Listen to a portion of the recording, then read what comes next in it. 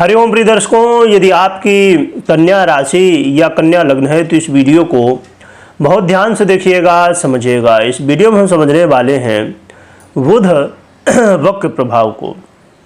ग्रहों के युवराज बुध अब वक्र अवस्था में जाने वाले हैं और ये ग्रह ऐसे हैं जो आपके लिए सबसे ज़्यादा महत्व रखते हैं, क्योंकि आपकी ये लग्न से हैं और यदि आपकी राशि है तो आपकी राशि से हैं। और बुध का ये गोचर काल, वक्र काल बड़ा ही अच्छा कहा जाएगा, क्योंकि बुध अब 15 मार्च को वापसी करेंगे कुंभ राशि पर। कुंभ राशि जो कि शनिदेव की महत्वपूर्ण राशि यानी कि मूल त्रिकोण राशि है और स्वयं शनिदेव कुंभ में ही गोचर कर रहे हैं पिछले 2.5 वर्षों से। तो ये जो गोचर काल है महत्वपूर्ण होने के कई कारण हैं, जैसे कि बुध नीच अवस्था में थे क्योंकि मीन राशि में गोचर कर रहे थे। तो अब ये जब कुंभ का फल देंगे यानी नीचत्व का फल में कहीं ना कहीं कमी आ जाएगी और नीचत्व भंग की स्थिति कही जाए तो हो जाएगी, जो कि नीच भंग राजयोग नहीं बन रहा, परंतु कहीं ना कहीं ये जो है तो नीचत्व भंग की स्थिति बन रही है, क्योंकि अब ये कुंभ का फल देंगे। इसके अलावा शुक्र भी आप जानते हैं कि वर्तमान में वक्र अवस्था में है यानी कुंभ का फल दे रहे हैं। तो यहाँ पर लक्ष्मी नारायण योग और व्यापार योग का भी निर्माण हो जाएगा और त्रिग्रह योग का भी हो ही जाएगा। और आपके ये लग्नेश तो हैं ही, साथ में आपके कर्मेश भी हैं। और वर्तमान में जब ये कुंभ का फल दे रहे होंगे तो ये आपके षष्ठम भाव का फल देंगे। और यहाँ पर ये जो स्थिति है ये अभी अप्रैल तक, 7 अप्रैल तक बनी रहेगी। और इस समय क्योंकि जो ये मौका है ये विद्यार्थियों के लिए भी अच्छा है। चलिए जानते हैं क्या फल मिलेगा। प्रिय दर्शकों, इससे पहले कि हम जाने क्या फल मिलेगा, इससे पहले मैं महत्वपूर्ण जानकारी आपको दे दूं कि यदि आप चाहते हैं कि जैसे इस चैनल में आप राशि फल देखते हैं तो राशि फल हो गया।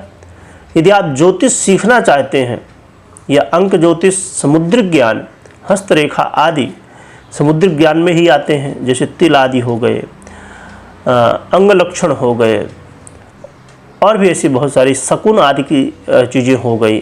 शकुन जैसे सुनते ना भैया, रास्ता बिल्ली ने काट दिया है तो इसका क्या फल होगा, छिपकली गिर गई है हमारे ऊपर तो क्या फल होगा।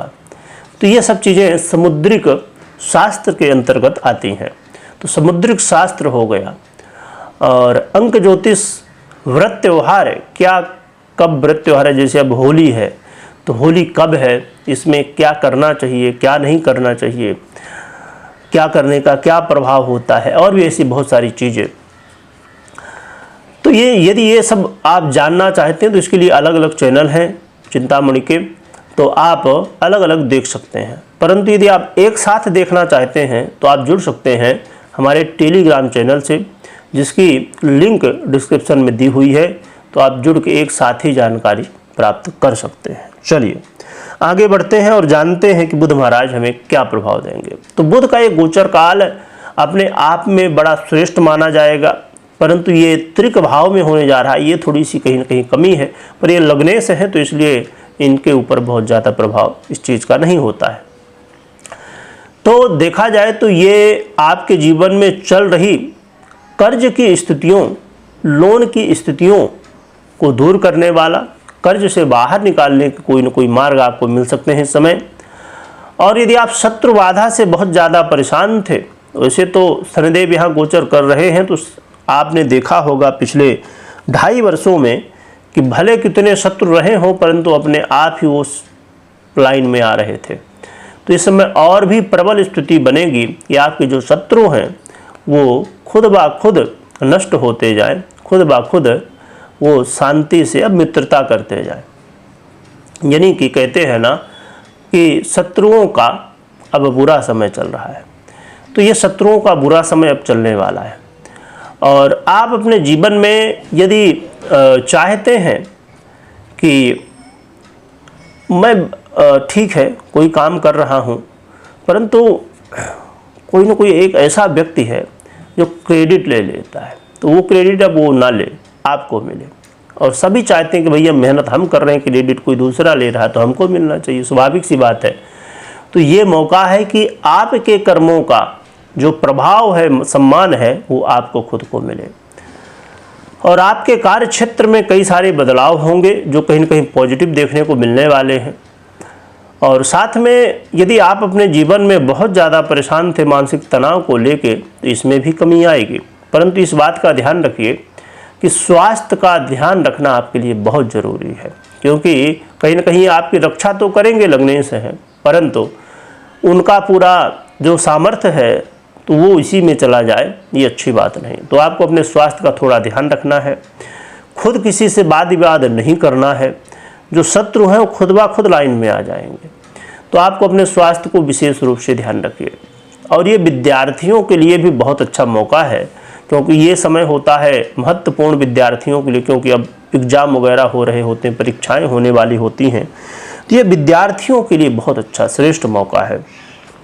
तो देखा जाए तो ये जो बुध का गोचर काल है, विदेश से जुड़े हुए लोगों को भी बेनिफिट देगा, चाहे व्यापार के रूप में जुड़े हों और ख़ासकर नौकरी के रूप में यदि आप जुड़े हुए हैं या जुड़ना चाहते हैं जॉब के रूप में, तो ये आपके लिए विशेष रूप से फल देने वाले, अच्छे फल देने वाले माने जाएंगे। और जो लोग विदेश यात्रा भी करना चाहते हैं उनके लिए भी ये अच्छा मौका है विदेश यात्रा में, क्योंकि कई बार हम विदेश यात्रा करना तो चाहते हैं, परंतु कुछ न कुछ लीगल प्रॉब्लम या किसी तरह की अन्य स्थितियाँ कुछ न कुछ बन जाती हैं, और भी बहुत सारे कारण होते हैं जो कि आपको जानकारी में होंगे ही।